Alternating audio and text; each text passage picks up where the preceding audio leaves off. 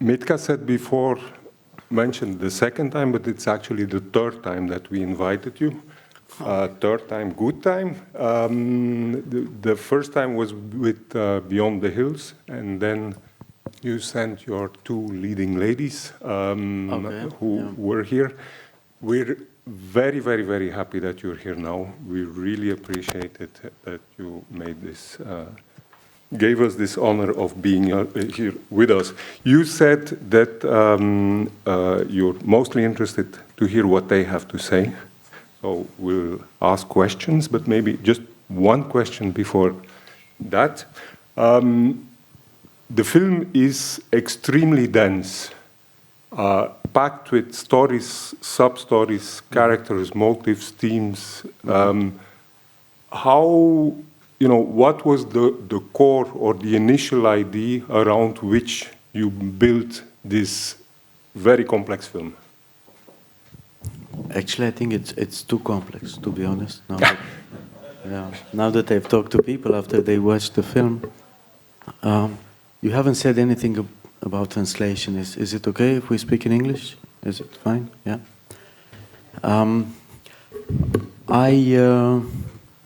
I start very often from real incidents. I keep reading a lot of press. I used to work a little bit as a journalist when I was young. And I got this habit of really reading a lot. I find a lot of interesting stories while reading the press, and of course not all of them are suitable for cinema. Some of them are very interesting in themselves, but for cinema it's a bit different. It's a matter of rhythm, a matter of length of time. I'm that kind of a filmmaker that couldn't tell somebody's biography in a film. That rhythm doesn't speak to me. So it needs to be something happening in a short amount of time with a given tension. And actually what matters for me a lot is to identify into that story some potential of speaking about something that I consider to be relevant today. For me, but also for you, because I'm imagining always that I'm making these films for somebody. And I try to understand where is the world going. It sounds a bit maybe too abstract or too ambitious, but there are always some trends in society. And now I think that I was preoccupied with this anxiety that we feel because, this very difficult future that we imagined, it might come at some point. Actually for a longer while we imagined that this is going to be very far away from us. And eventually now we realize that it's going to be, quite soon. And that soon that it creates a lot of anguish in society. But this original story is very close to something that happened in Romania, in Transylvania, and also in a village.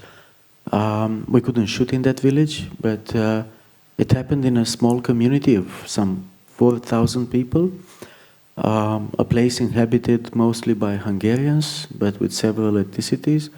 And the starting point is quite close to what you see in the film. They couldn't find any more local labor.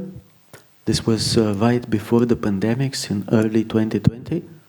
And therefore, this local bakery or big factory for producing bread and decided to bring some foreigners.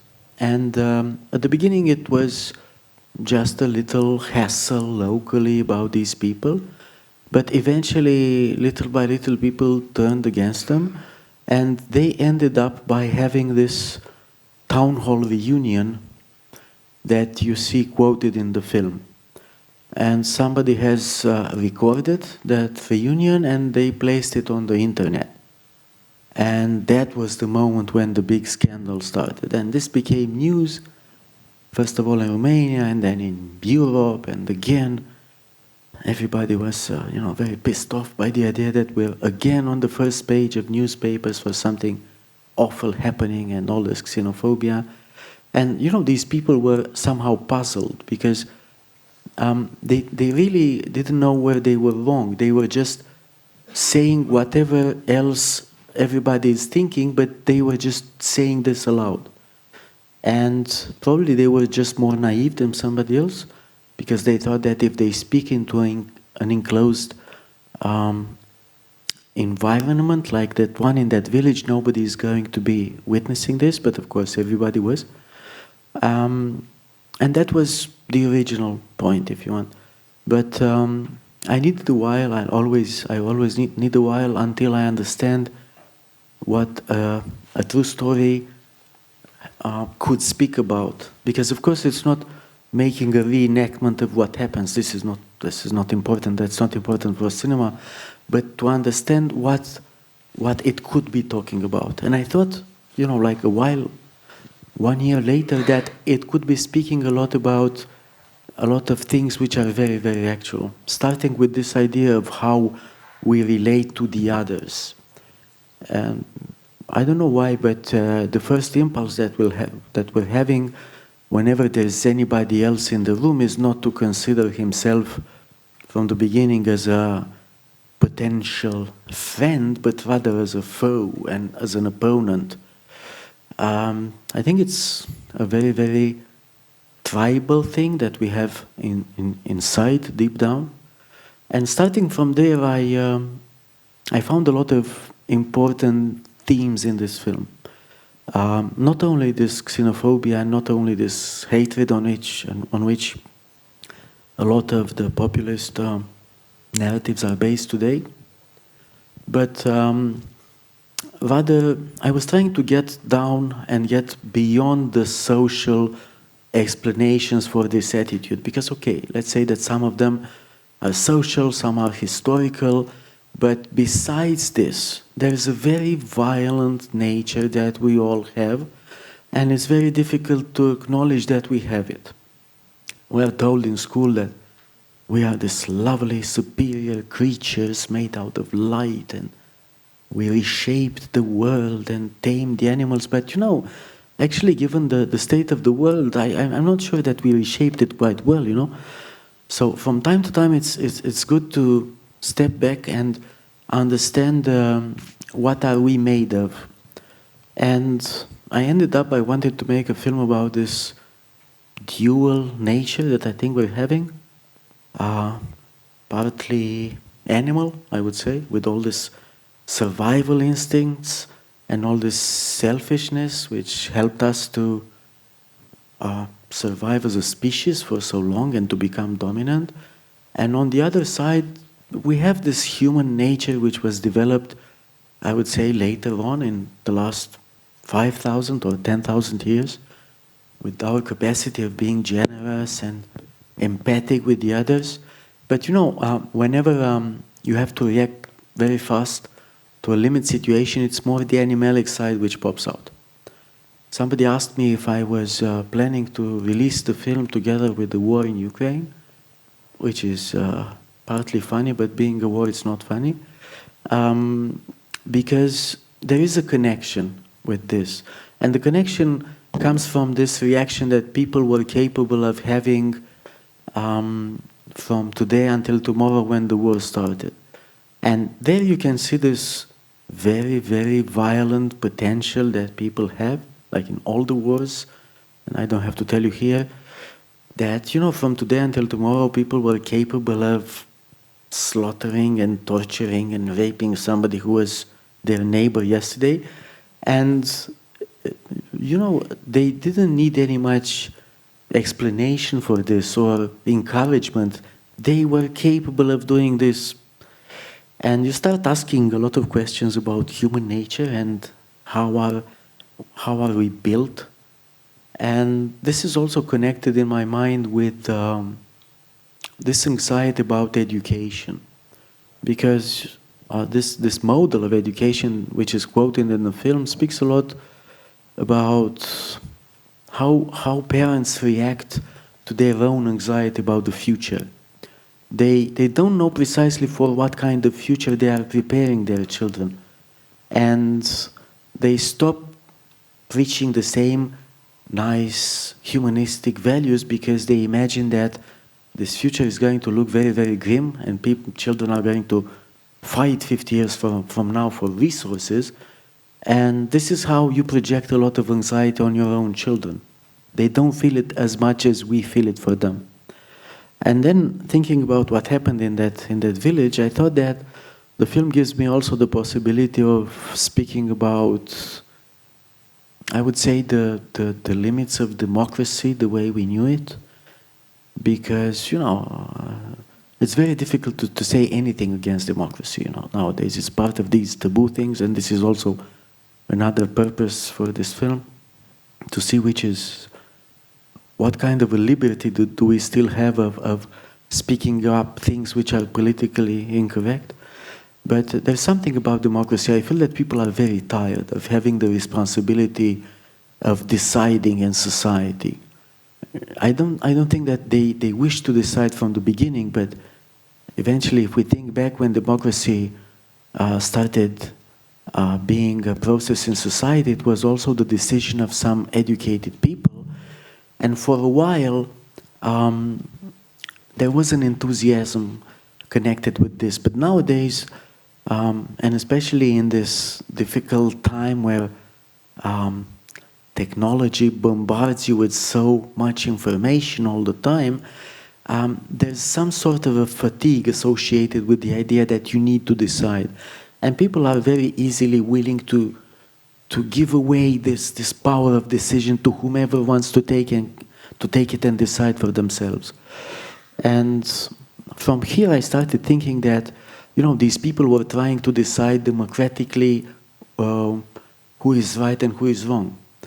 And, you know, this tells you that somehow today, if you don't invest enough into educating and informing people before you ask their opinion, democracy might not deliver the right results. It's not that simple. And, you know, it might be democratic, but it doesn't lead to the right ethical results. And, as you mentioned, there are a lot of other themes in the film. But finally, it's a lot for me about, I don't know, this attempt of taming the animal which is inside of you. And of course, it's also about truth and about this difference between what is now acknowledged as the truth which we are allowed to speak about and what we really think in our intimacy about things, about issues like this. And okay, maybe there was always a gap between the official truth and our personal beliefs, but now this gap is very big, I would say. And this is, if you want, a side effect of this political correctness, which started with very good intentions of changing things in society, but unfortunately it just changed what people speak aloud, not what they think. I think that if you want to change something profoundly in what people think, first of all, you need to listen to what they think. If you prevent them from telling that from their perspective there's a problem, there's no way of solving this out. And this is how I ended up with that long scene in which I hope I speak about this need for having some sort of conversation.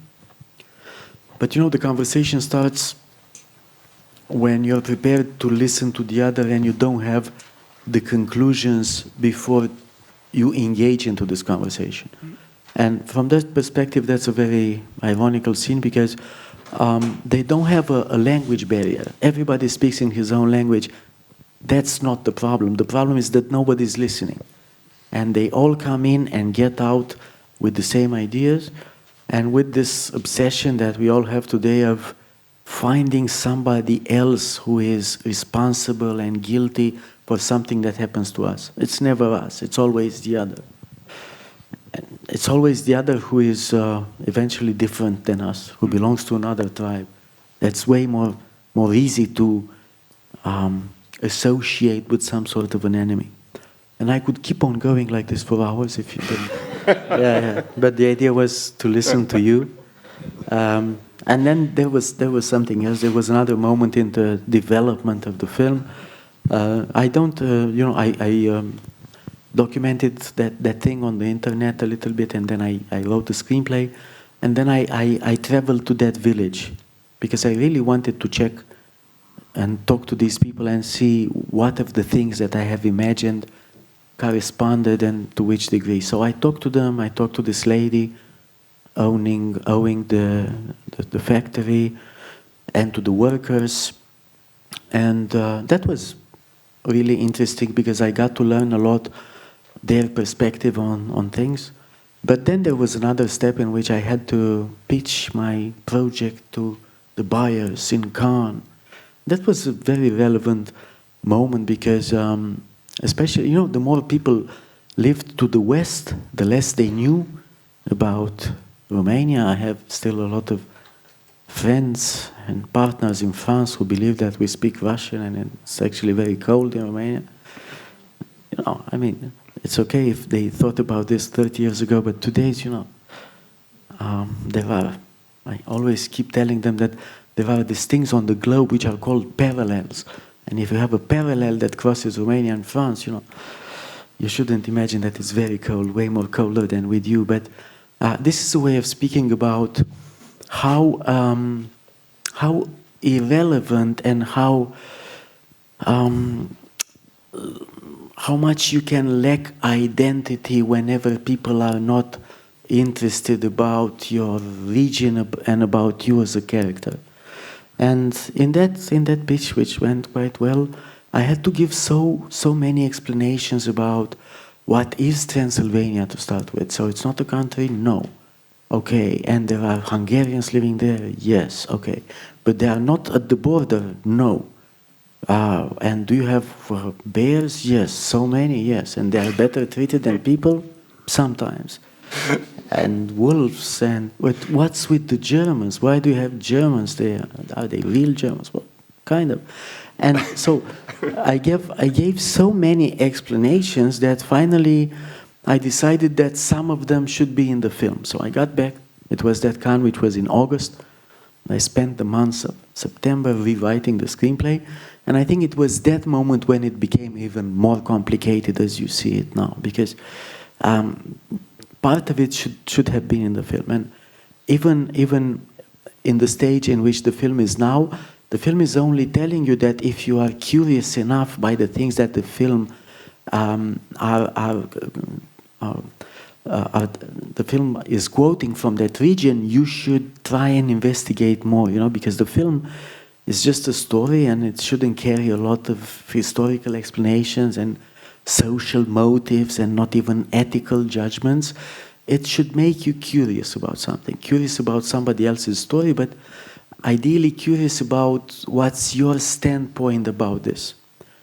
Because I'm always imagining that the films that I do films about the problems of the people sitting in the dark in the audience. It's just that it's easier for you to follow these problems if I talk about somebody else on the screen, because you have this comfort of being anonymous in the dark over there. But little by little, when you get the tram and you get back home, you realize that actually you think precisely like these people, and that you haven't thought well enough what is your opinion, and maybe you're just quoting opinions that don't belong to you, because we live in this very manipulative time, and very many, people trying to get our votes are trying to push a lot of, this kind of simple narratives to us. Yes, I'm conscious that at the end it became quite ambitious as a film, which was not the aim necessarily. But there are some parts of it which I still consider that are good enough, like that town hall reunion. And also because they seem close enough to reality to me. There are a lot of different ways of making films, and they are all valid or not. It depends if the film is good or not, but mine is of quoting reality. And I try to understand, first of all, what is reality made of. It's not that simple. to answer to this question, but eventually it's made of a continuum of time with no interruption whatsoever, in which all the events take their time and they just happen and they don't mean anything. We give them some meaning to find some sense into our lives, but they don't mean something in particular. And trying to do this into just 90 minutes in film is very difficult. But eventually this is why I came up with this idea of only making films based on situations which are shot in just one continuous shot from the beginning to the end. Because as soon as you cut, you interfere, and your opinion is more important than the opinion of the spectators, because every cut is just signaling to them that that's not important as a piece. I will show you what's important. And I think that you're already having so much, I don't know, so much power as a filmmaker to manipulate people, because I have to say it's a very, very manipulative art. Then you should abstain as much as you can by this and by overusing this language that you're having for this grammar. And therefore I decided that I will try not to use editing and not to generate emotions by adding non-diegetical music, and we're not even moving the camera unless the camera is following something in the shot. And of course, spectators that don't care about this at all, but I do. Because I think that as a filmmaker, at some point, you need to have reflected to the means of your art and to have some sort of internal coherence. And, you know, it's like crafting a coat. You know, nobody sees what's inside. But, you know, if you are a craftsman, you need to respect this. And finally, it's about some ethical principles of the grammar of cinema that I want to respect, even if this makes my life very complicated, as you can imagine. Because, you know, for this film, for example, I mean, I did films in winter time before, but this is the third time. But this time, on top of shooting outdoors in winter, I was having a lot of extras and a child, and there was COVID, and then I had this idea of bringing on top a lot of animals. You know, everything is culpable, but not the animals. Animals, they have their own personality. And shooting in plan sequence with animals, you know, it can be tricky. And, you know, from the simplest things of making a dog look as if he's understanding the situation, up to having that fox, you know, there's a fox at the beginning of the film, which just crosses like this. And people ask me if I was so fortunate to have a fox crossing when I was shooting. So, my God, if you knew how much that fox costed me, yeah.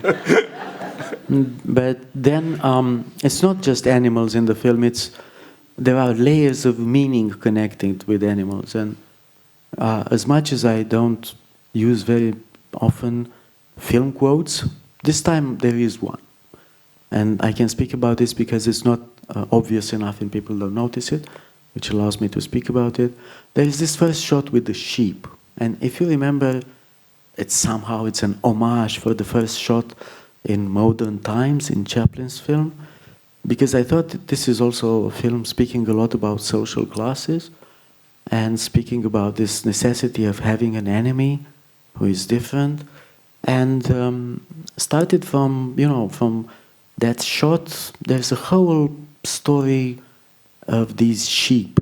Started from whatever the lamp means, you know, for us in general, and associated with this child who is very innocent and very much at the beginning of his life and capable of understanding and seeing things that the adults don't see because he's before education, and passing through these sheep which are just anonymous beings in a herd. I was very much interested in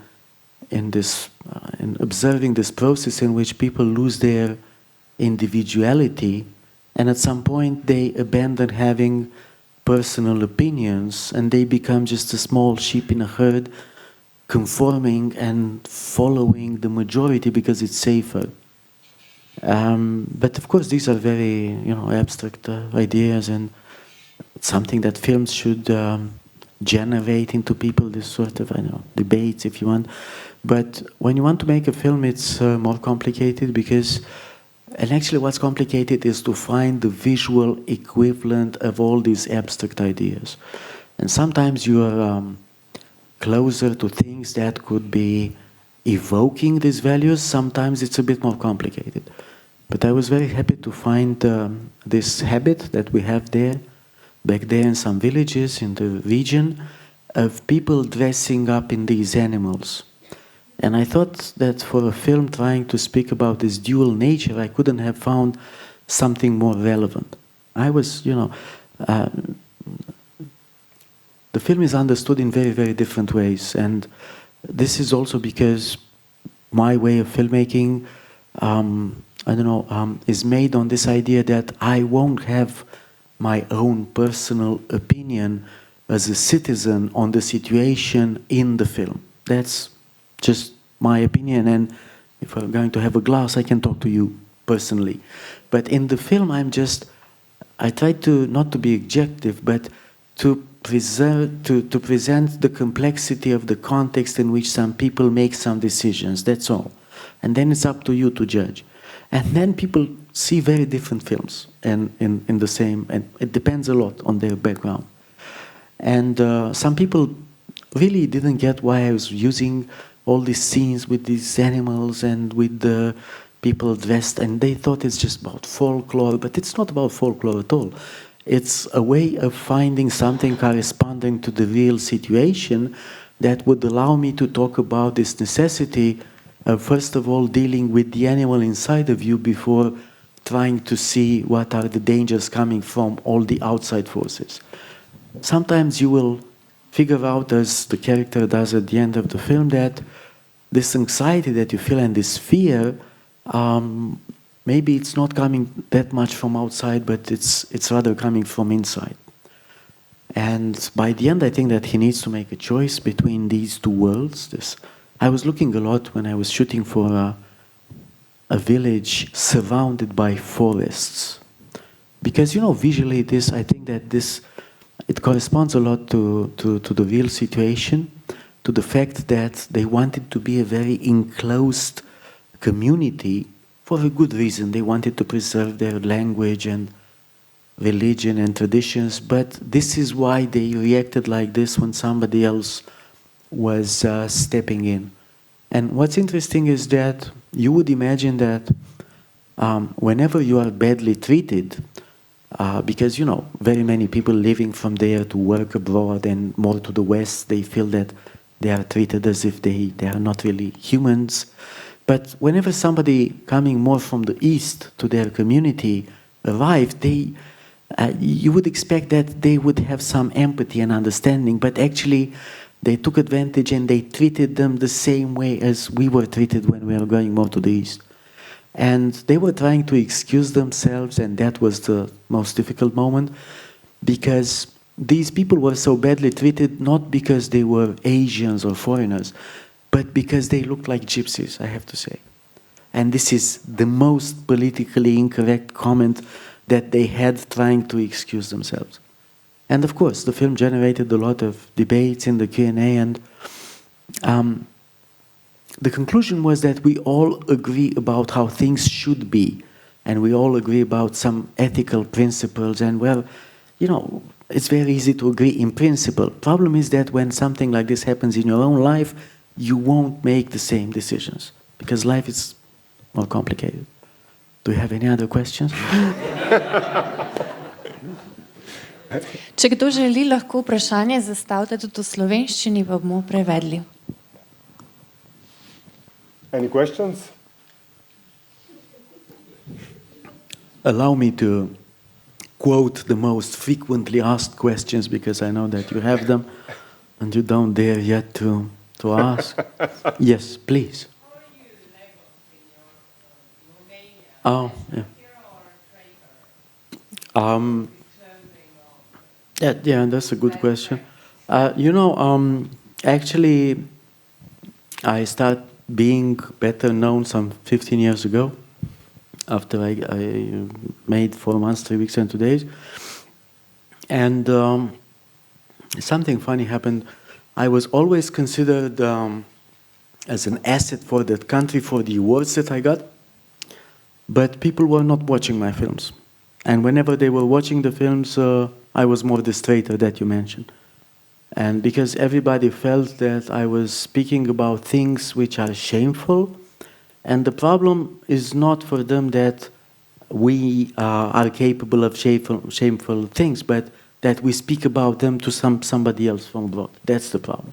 So, you know, and I keep saying that if you wish to correct the problem, you should address the problem, not the mirror showing the problem. I mean, I do whatever I can, and I try to be as objective as I can, but these things exist. And the best I could do, for example, and I did in this film, is not to associate any guilt with any ethnicity in particular, because this wouldn't correspond to the truth the way I see it. Even if in the real situation, of course, it was very easy for very many people to blame the Hungarians.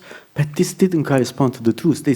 If you go to the next village of Romanians, they would still believe precisely the same. But probably they don't have enough will because they are, you know, more lazy to even have an attitude. And I would like that, you know, I would have liked to be more hated for this film, but it's something worse than being hated and mistreated. It's being ignored. And right now I feel that people are asleep and nothing much can wake them up. They are very, very tired. And concretely, very many people are so disappointed that they left. We lost, well, you know, I think we lost 4 million people from a population of 22 million. So I don't know, the progress in that country led to this. It's more than a migration. It's like a biblical exodus. People just left, and they turned into being a very strange kind of population. They feel as outcasts when they live abroad, but they feel superior when they get back home, and they don't belong to neither of these places. So I'm very glad to be here with you tonight, because I'm better received wherever I go in the world than back home, to be honest. So thank you for this. But it depends. The nicest comments about this film I got from organizing my regular caravan in Romania. I did this 15 years ago as a statement. I said, okay, so I got back with that film, which was quite popular because it was awarded, and I wanted to screen it on a large scale, and I realized immediately that from the 40 counties that we have in Romania, I couldn't go to more than half because they didn't have any cinema left. So I made a big financial effort then, because I was, you know, the man of the day and I could find money, and I brought the equipment, and it was still 35 millimeters from Germany, and a truck and a screen and a projectionist. And I toured the country for 30 days screening the film, just trying to show the authorities what we need to do in order to communicate what we created. And I thought that this is going to be, you know, they're going to feel so ashamed that they're going to change something. But actually that became the norm. And from that moment on, everybody's releasing the films the same way, because they haven't built not even one cinema. On the contrary, since that moment when I released that film, we lost all the other theaters which we still had, and we don't have a theater like this in Bucharest for a 2 million inhabitants town, and so it's impossible to have a premiere. I rent every time the ancient building of the Communist Party, and there's a 4,000 seats venue. You feel very small inside there, you know. And I still bring the equipment, but that's not the solution. That's still exceptional. And honestly, I wish that people, I don't know, be less proud about the awards that happened, that I got, than by the films that I did. But this is also a social comment. People are not so much interested by the content, but by, you know, things which are very formal and accidental, like words. This is it. I'll try to. Great. Thank you, because I don't have a very strong voice. So this will probably be one of the questions that you guys get asked a lot. I'm wondering about the scene, the most important scene, which you already mentioned, the scene in the town hall or the cultural center, where everyone is there, and it was shot in one take, right? So no cuts in between. So it's truly like a masterpiece. So I just want to know how many times you had to repeat it, and also the whole process of how you imagined it, and how it really took place as it did. I had way less time than people imagine, because film is like this, you don't have too much time. I had one day of rehearsal, let's say. I brought the actors there so that they understand how we will shoot the scene. They pass with me through the dialogues once, and whenever I do this, I pretty much interpret the dialogue so that they know what I want. And also because I wanted to prepare some of the actors with something which is very, very difficult for the actor, for an actor, that they will be off camera for 20 minutes. You know, nobody wants to be an actor to play from behind the camera, as you can imagine. So I wanted them to be aware about this. But whenever you rehearse, it's not the same energy. And people, yeah, okay, we know, we understood, but actually they didn't. So when we tried to shoot this scene, I was only having 2 days to shoot it. In theater, to stage a situation like this of 25 pages, they need a few weeks. I had 1 day to prepare it based on what we rehearsed, and it was a complete failure, I have to say. I couldn't get it right. But you know what was interesting in the process is that at the beginning, the greatest challenge was to place 25 speaking people that I could see at the same time. And because it was very cold, we were heating the room with logs. So instead of stand-ins, I got some 25 small logs like this, and I placed them on different chairs, and I moved them until I could see all of them. I said, okay, now I know who is going to be seated where. But that was the easy part. The complicated part was that, you know, everything is staged when you're shooting just in one shot. There's no improvisation.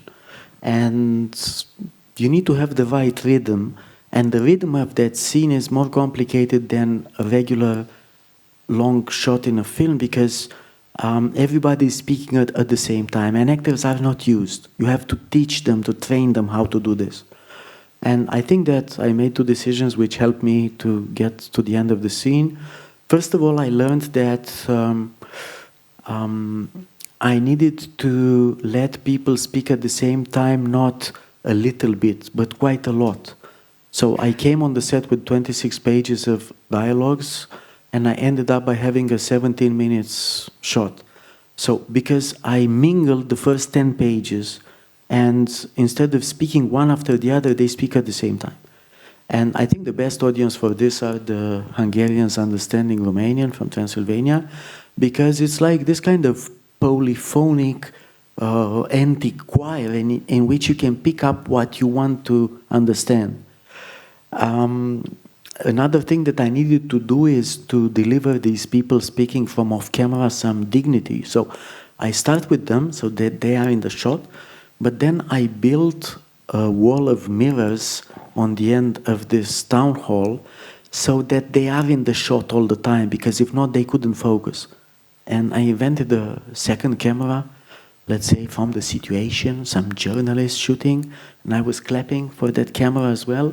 And I was shooting, I was recording, but I suspect they knew that I was never going to use that material, but still, it was helping them to focus somehow. And then, by the end of the day, I told the actors, but listen, it's not working well, and it's not working well because you actually don't know your lines. That's, you know, the basic principles of working with an actor. Just tell your lines, know your lines by heart, and that's all I need. The rest, don't worry. And don't act, just tell them plainly. And I knew that. I told them this is going to be the most difficult thing that you're ever going to do in your life as actors, as film actors, because it's the most difficult for me, and I did quite a lot of long scenes. And so they spent some time during the night, repeating a little bit and learning the dialogue better. They, you know, in the morning I could see that they were a bit offended by, you know, their professional dignity. And it started working better the next day. But the big step forward was that for once I was challenging another decision that you normally make when you have a lot of extras. You know, extras don't have a very poetic life on a set. There are some peasants from the village coming there and spending 12 hours with the crew, these people from, you know, a big town, you know, a lot of cranes, a lot of people, they do something, but what they do is not very clear, and they are paid very little money, and everybody shouts at them, "Shut up! The actors are focusing."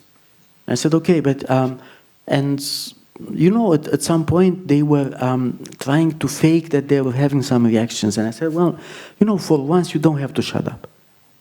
This is the moment when you are playing the so much liked by the dramaturgy collective character. Look, you are the collective character, and you are actors as well.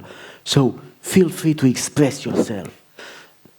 And from that moment, you know, it was a full chaos. I couldn't work any longer, of course, because if you let people, you know, shout, they will shout. But, you know, eventually 1 or 2 takes later, I could establish some sort of a conversation with them. And this stimulated a lot a kind of realism in the actors, because all of a sudden the actors were not respected any longer. They needed to fight to deliver their line. And this got that kind of imprecision, which is very natural. They couldn't listen precisely when that other line was coming to them. So they were saying, what? And that was part of the situation. And I admit that for once, I'm not, you know, I just watch my monitor when I shoot. I need to see the film there. So I talk to people and then I watch my monitor. But for this one, for once I needed to, I don't know, to conduct the people. So I was really using, not like Kate Blanchett and the star, but pretty much this kind of delivering the right level of energy of the response. And then I realized that it was not a good idea to have that wall of mirrors, because of course all the time they were saying, okay, you're in the shot, I'm sorry, but don't be that gestural because you're in your own shot in the film. But this helped them a lot to deliver the right response to what was happening. And, you know, little by little, we got to the right energy. And because the sound was that important, and we were having some, I don't know, 27 microphones in the audience. Every other actor was wired, and we had some other microphones. I was having 3 different sound engineers and recording, and we had some, I don't know, 60 different tracks of sound. And of course, I chose the best take was the one where one of the mics of the most important character failed to record. Okay, but that was the best one in terms of rhythm. And there's a benefit of encouraging the actors to know the text well and deliver the same dialogue all the time. It allows me to edit the sound. I don't edit the picture because I don't have any cuts, but the sound I can edit on condition that you said the same thing every time. And I needed a week only to listen to all the tracks and to discover a lot of things that people have said, because I encouraged them to comment. And finally, that was a very interesting scene even for the mixer. I mixed the scene in Paris with somebody who didn't understand Romanian, so the responsibility was all mine. And we were talking about the benefits of co-production. One of them involves mixing with somebody who doesn't speak your language. You know? Yeah, I don't want to step into this, please. You were talking about the rhythm, Yes. which I think it's one of the hardest think to achieve in the kind of filmmaking that you're doing. So could you tell us a little bit more about this secret, or I mean, how you actually decide on set what is the right rhythm? Because later in the editing you can be smart, but you have to make the decision on set. And sure. Actually, I'm smart now. When I talk to you, I try to look as if I'm very smart, but on the set I'm not that smart at all. I mean, I'm clueless most of the time because once the film is finished, it seems very coherent. But of course, it's not at all like this on the set. And the answer to your question is that you will try and you will compare and you will understand what works better. Because you don't know. And people have to acknowledge that you haven't made the film yet, you don't know. You have to have the freedom to try little by little and to test. So the first thing that I do on the set, I get there before the actors and I place myself in the shoes of every other actor and I figure out what he needs to do so things are coherent. I know all the dialogue by heart and I'm always rehearsing with the actors and I can deliver their dialogue precisely the way I want it and I can deliver it every time the same. So I ask from them to do the same thing. And then I start looking, so what would he be doing? I need this glass, it needs to be here. And I discover the layer of things that I want them to do while they deliver the dialogue. Because of course I discovered, like most of the directors, that an actor will be more natural if you give him so many things to do at the same time with talking that he would be so busy doing these things that he won't focus to how he delivers his lines. But it's not that easy for them. And there's a whole choreography which is very precise. You take the slice, you take the butter, take the knife. When you say this, you start making the sandwich. And then you turn with the plate, and it's a routine that I'm passing to them until everything is precise. And actually the most difficult scene to shoot in the film was not the town hall scene, was the dinner scene. Because every other gesture, which is like, I don't know, sounds very, very natural, it's rehearsed 1,000,000 times until everything looks natural. Nothing is, considered on the spot. And then, after this, I start eliminating all the moments that are hesitations from the actors that couldn't remember what they had to do, or mistakes which belong to me. When I listen to the dialogue, I realize in the rhythm that this I don't need this, it's too much. So I drop a lot of things, and this is what I'm doing for the first 10, 15 takes. And little by little, the same take, which in the morning when I started shooting was 8 minutes, for the last takes it's 6 minutes. And but sometimes I just vary the rhythm, you don't know. It doesn't work, you know that it doesn't work. And as much as I come always on the set, knowing precisely what the plan is, you need to come with some plan if you shoot in plan séquence. But then 1 hour later it doesn't work. So what do you do? And this is happening every day. Something is not working. It's either the dialogue that you wrote, or the situation, or the actors, or the way you try to stage it with the camera. And then you start struggling, trying to understand why, and changing little things and rehearsing. And sometimes by the end of the day you will have it, but sometimes you don't. And this is when it's important that I produce my own films. That I can say, sorry, we don't have it, we're just going to continue here tomorrow and we'll see what we're going to do. But I learned something, that even if you don't get the shot by the end of the day, if you know what you have to do and the actors know, you will have it the next morning. If you let them sleep on something that they know already how to do, but they don't have the right energy in the evening, they will have it in the morning. Things settle down sometimes during the night. Again, it doesn't work in all the situations, and there are no magical solutions, as you know, for film. You always ask yourself, I knew that I've been through this already and I was finding a solution, but it doesn't work now. I need another one. And it's like this every day. It's a very complicated struggle up to the end. Please. Thank you for the film. Thank you. And congratulations. In the film, village people keep repeating very proudly that they had got rid of the gypsy population. What did they mean? Yes, what do they I mean? understand, yeah. Does that relate to real facts that happened in Romania? It relates to something which is real. In these communities, multi-ethnic communities, very often Romanians and Hungarians will have a lot of different arguments about a lot of things. If there's one thing on which they agree, is that it's better if in the community you don't have Roma population. Sorry to say this, but this is what happens on the field. And, you know, getting rid of them means just one thing, which is taking from the original situation. When I was investigating, I learned that there was a crime in that village, and that crime was committed by some Roma resident over there. And after he got imprisoned, somehow they managed to convince the rest of his family and the rest of the clan to just move away. And from that moment, the village was way more peaceful. So they didn't, I don't know, they didn't beat them, they didn't kill them, they just chased them away.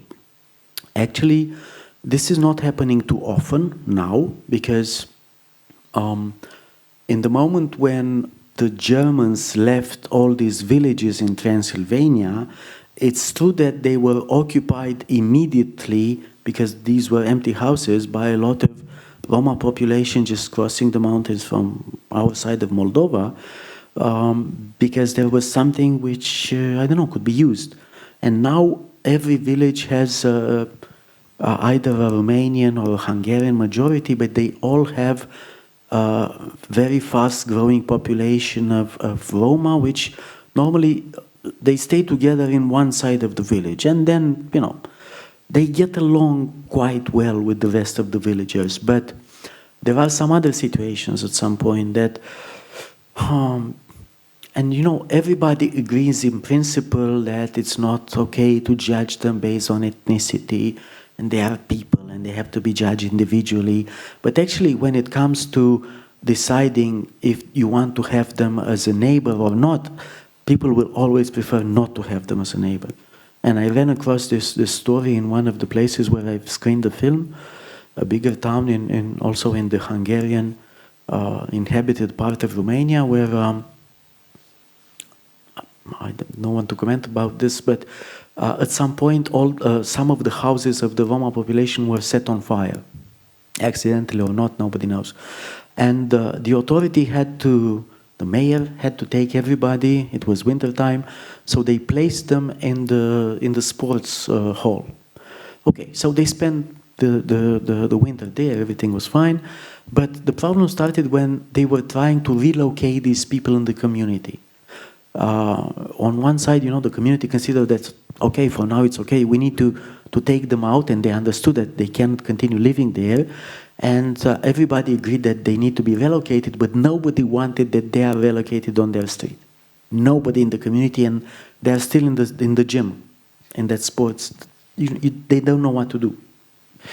And so, you know, it's this big difference between agreeing on principles which are valid theoretically and the real situation on the field where, you know, people who consider to be very reasonable, like we all consider in intimacy that we're very reasonable. But, you know, whenever you are encountering this real situation on the field, things are a bit more complicated. And one more thing. Do you speak Hungarian too? I don't.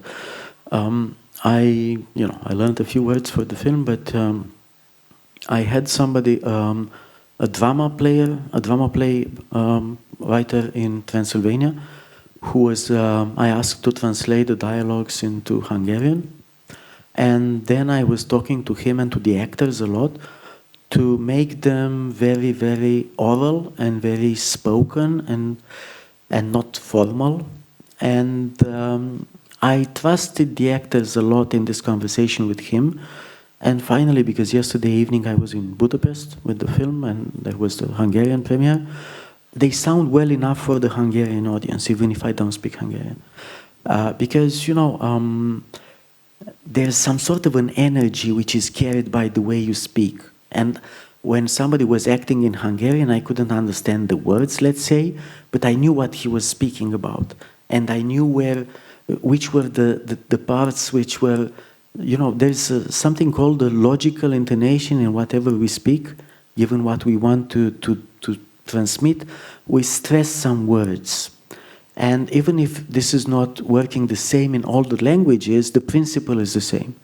So by comparing what I liked in terms of energy and of emotion with what the actors considered to be a good interpretation, I think that I chose the right takes at the end. But yes, it's difficult to direct in a different language, of course. Any other questions? So when you were editing the sound, neither you nor the sound technicians knew what it was all about? Well, Since he was French and you couldn't speak. Yeah, I could relate to the Romanian. I understand Romanian, and the Hungarian part. I knew what they were saying, and at some point we made his life easier. We translated everything in French, so he could read and understand what he was doing. But actually, what we do, I work a lot on the sound. I have to say that the film has some, I think, 15 to 20,000 added sounds on top of the directly recorded sound. Because if you don't use music, as you can imagine, you need something that would help the rhythm. And this comes from the sound. And there are a lot of, there's something else that you learn when you start using just one shot, one shot per scene, that the off sound is very important. And the spectators will understand, as you understand, that it's a bigger world than what the camera sees. And there are a lot of scenes in the film which are, narrated mostly by the sound, not by what you see. You don't see what's behind, but I make clear that it's important that there's something behind. And if you listen to the sound, maybe you get some clues. Sometimes, about the most frequently asked question is, what is the child seeing? Is he having visions of the future? Well, I don't know, I don't know. All I can say is that if you are very young and innocent, you will have access to a different level of the world, I think. How does it look in his eyes? And if he's seeing the future, he's afraid what's going to happen. This I don't know. But and there's something else connected with the way fear works with us. The most frightening things are the ones that you don't see. And this is why if you ever try to walk by night in a forest, you will see that everything is scaring, even if there's nothing there. If you turn on the lights, it's just some trees. But the fact that you don't see scares you the most. So I was trying to deliver to give the actors always a minimal amount of information that they needed to act. But besides this, since a few films now, I think it's the second film or the third, in which I decide not to give the screenplay to the actors from the beginning and not the full screenplay, because actually, if you give them the screenplay, they will start playing the meaning. And I don't want them to play the meaning of the film. I want them to focus on the situation and just do your thing and don't interpret anything, You don't have to interpret. Just do your thing and that's all. We will interpret eventually. And then they knew their part and that's what they knew. And for the main parts, it's easier because they have a grip of the film. For people coming to shoot one scene, they don't know much. And I give them some information. So you know who you are, what you did yesterday, why you're here for. But if as a character, this is as much as you know, I don't want you to know more. And but also with the main characters, how do you write them? How much? I mean, there are a lot of blanks. Not that much. But for example, I mean, he needs to learn his dialogue. So he has his part from the beginning. But for example, for this last scene where people are asking me always, so why is she saying that? Why is she apologizing herself, saying that? Actually, the idea was that as a character, you know, these are the subjective points of view in film. As a character, he is not aware of what she's doing while she's not with him. As it happens in real life, you just know what happens to you. I'm not aware of what our beloved ones, let's say, do right now. And this is important that was important for me in that scene, that when he gets over there, he is as puzzled as you are, that she is saying, actually, I'm very sorry, can you? And he will need to figure out. And this is why I'm not explaining too much why is she saying this, because you're already in a better situation of also following her. So you can figure out better than him, the poor guy, yeah, I would say. But there is, for instance, again, like in Graduation, where you have, it's like detective story. I mean, you get all the time clues, you get hints at what possibly might have happened. A lot is in the darkness also. You say a lot is happening in the off. You don't know what exactly. You use your imagination. But I have the feeling that unlike with Graduation, here there is a almost deliberate push that to leave a lot in the mystery, or you don't see it like this. I mean, last time we had this discussion, yes. Who threw the stone? I mean, and then you said, okay, watch it again and you will find out if you didn't in the first viewing. There are some mysteries, but it's not, it looks more mysterious than I planned, to be honest, because things are not that mysterious for me. And some things, yes, are left without an answer because they don't need an answer in the film. For example, people ask me, so what's with this Rauf character? Where has he disappeared? Well, I don't know. They never find out. What I can tell you is that this is part of my documentation on the real situation. And in the real situation, that worker which was missing was caught on the border with Hungary when he was trying to cross the border illegally. He was arrested, he spent 6 months in prison, and then he was sent back to his country, and now he works in in Saudi Arabia. So this is what happened to the real character, and this is a possible explanation, but I don't know. He just disappeared. After that night, he disappeared. So, and you know, the film is made as much as truthful things and with assumptions of the characters. And you need to be awake as a spectator to be aware that not whatever people say is the truth. And at the end of the film, when he assumes that these creatures walking around might be this guy, actually he's not right. He's looking like all of us. He's imagining that maybe it's that guy, and this is the answer to this anxiety that he feels, and he starts following the source of this anxiety, and eventually he believes for a second that, oh, it's just an animal, it's just a bear. But you know, a few seconds later, he's not sure any longer.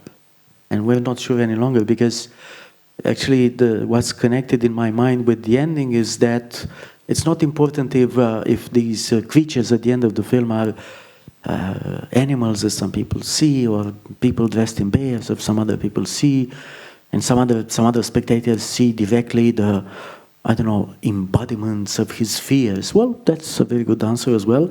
What matters is that he realizes all of a sudden that this kind of stress and anxiety and fear that he feels might not come as much from outside but from inside. And the greatest animal that he needs to tame is the one inside of him and not the one outside. And he understands that there are, you know, two different worlds and two different sides of him and of us, and one is darker and murkier, and the other one is more solar and more organized and more affectionate, and he needs to make a decision. And this is why all the rest are details for me, but this is what matters in the final shot. But actually what matters for me is what decision we are going to make between these two worlds. I don't care about him, he's a fictional character. But it's a way of telling you that you need to be aware and you need to be prepared. Because whenever a limit situation will pop up in our lives, it's going to be first this animal popping out and not the nice, empathic, light creature. So, if now there would be a fire in this audience, this very nice, quiet, polite, intellectual attitude would, go to the flames immediately, and we will all try to. I always think about this fire that we had in Bucharest and about how people reacted and who survived and who didn't and what they did to survive. It's not nice to think about this, but it's part of life. Especially if you're a parent, you have to think about this. It's part of, what's useful in life too. And it's you don't have the right answer. But, it stayed with me. And it was just a second like this. Yeah, I don't want to end up like this. Is there any other questions? Please. Yeah. Yes, please, absolutely. I like when people ask me about money. No. Yeah. No, it's not a very deep question. It's Yes, just, please. I think I noticed during the film that this main character, Matthias, Yes. his jacket. So at the end, I think it was from the back. It was whole. It was a normal jacket. Yes. But in the beginning, he had a couple of lines, like it was worn off a bit more in the back. Yes. So I'm just wondering What's the meaning of this? Yeah, exactly. How this happened. Yeah, well, it happened because we ran out of time and money to correct all the things in post-production. We painted a lot in this film. And, there's a very big crew of post-production there because, as you can imagine, there was no snow when we were shooting, so there's a lot of snow in the film. It's very difficult to make a winter film now. And we had some lists of priorities, and the last on the list was his jacket. Actually, his jackets. These people working for the costume department, they always have a couple of jackets, but they are supposed to be alike. But, that doesn't happen often. I was having this conversation with my editor very many times, and I think I said, hey, nobody will notice. Sorry. But, besides this, there are a lot of details in the film which matter for me, and each of them has a different meaning. And sometimes people see them, but very often they don't. There are a lot of things which are placed there, as you say. Some of them are hints for this kind of thriller atmosphere, but some of them are hints for some other levels of understanding. And, some of them just suggest what the characters would be thinking about in a given moment, because they observe something else, as we were speaking today. But the limit between being too explicit and being too abstract in the film is very, very, very thin. You never know. And I prefer to be less explicit, and if it passes and if people understand very well, if not, at least it's not didactical. So, but if you watch the film again, you will notice a lot of details. I did. I continued watching, discovering them after watching the film 60 times, and still see them, some of them. It's late and you want to go home. Thank you very much for being with me tonight, and hope to see you next time. Thank you.